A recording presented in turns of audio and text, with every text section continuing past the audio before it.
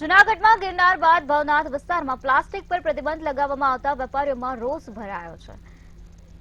પ્લાસ્ટિકની તમામ ચીજવસ્તુઓ પર પ્રતિબંધ મુકાતા વેપારીઓ દ્વારા હડતાલ શરૂ કરવામાં આવી છે। છેલ્લા 3 દિવસથી વેપારીઓએ હડતાલ કરી ધંધા રોજગાર બંધ રાખ્યા છે, જેથી શ્રદ્ધાળુઓ પારાવાર મુશ્કેલીનો સામનો કરી રહ્યા છે। શ્રદ્ધાળુઓને પીવાના પાણી, દૂધ, છાશ સહિતની વસ્તુઓ ખરીદવા મુશ્કેલી સર્જાશે, ત્યારે વેપારીઓ અને વહીવટીતંત્રની 2 બેઠક યોજાઈ હતી, પરંતુ એ બેઠક નિષ્ફળ રહી છે। સંતો દ્વારા લોકોના હિતમાં નિર્ણય લેવામાં આવે અને વહેલી તકે વેપારીઓની હડતાલ સમેટાય તેવી શ્રદ્ધાળુઓએ માંગ કરી છે।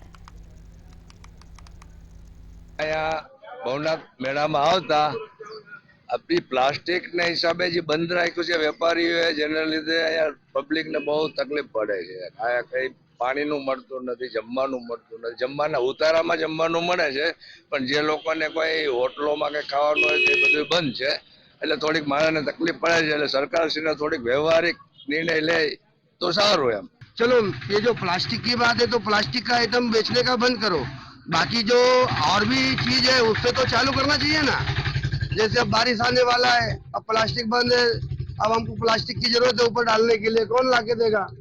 बारिश में हमारा धुना भी गीला होगा, हमारे महात्मा भी गीले हो जाएंगे। हम बहुत दूर दूर से महात्मा आए हुए हैं। क्या तंत्र से क्या अपील है आपकी? तंत्र से तो यही अपील है, जो सरकार को योग लगेगा वही करेगी सरकार। बाकी जो हमारे योग में है कि जो अभी हमारी तकलीफें है कि अब दूध की थैली नहीं है, अब हमारे महात्मा आ रहे हैं, हर कुछ चीज की हमें सुविधा चाहिए। ભવનાથ વિસ્તારમાં પ્લાસ્ટિક પર પ્રતિબંધને લઈને છેલ્લા 3 દિવસથી વેપારીઓ દ્વારા આ પ્રતિબંધનો જે રીતે વિરોધ કરી અને હડતાલ યથાવત રાખી છે।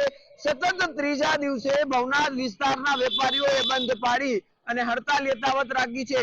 2 વાર જિલ્લા કલેક્ટર સાથે બેઠક યોજાઈ ગઈ છે, પરંતુ જે જિલ્લા વહીવટી તંત્ર દ્વારા તેમના નિર્ણય પાછો નહીં ખેંચવામાં આવે, જેને લઈને વિરોધનો સૂર હજુ પણ યથાવત છે, અને જેને લઈને પારાવાર મુશ્કેલીનો સામનો થઈ રહ્યો છે। દૂર દૂરથી આવેલા પ્રવાસીઓ અને હાલ શિવરાત્રી મેળાને હવે 2 દિવસ જ બાકી છે, જેને લઈને અગાઉથી જ જે શ્રદ્ધાળુઓ છે તે મેળો કરવા આવી પહોંચે છે, જે પણ પારાવાર મુશ્કેલીનો સામનો કરી રહ્યા છે। તો બીજી તરફ જે સાધુ સંતો ધૂણી દખાવા માટે અહીં આવ્યા છે, આરાધના કરવા આવ્યા છે, તેને પણ પારાવાર મુશ્કેલીનો સામનો થઈ રહ્યો છે।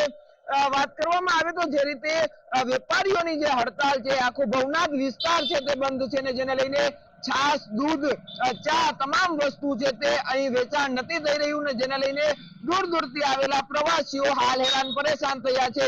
સરકાર અને તંત્ર પાસે આ નિર્ણય પાછો ખેંચવામાં આવે ને યોગ્યતા કરવામાં આવે તેવી પણ માંગ છે તે ઉઠવા પામી છે। અમાર બખાઈ મંતવ્ય ન્યૂઝ, જૂનાગઢ।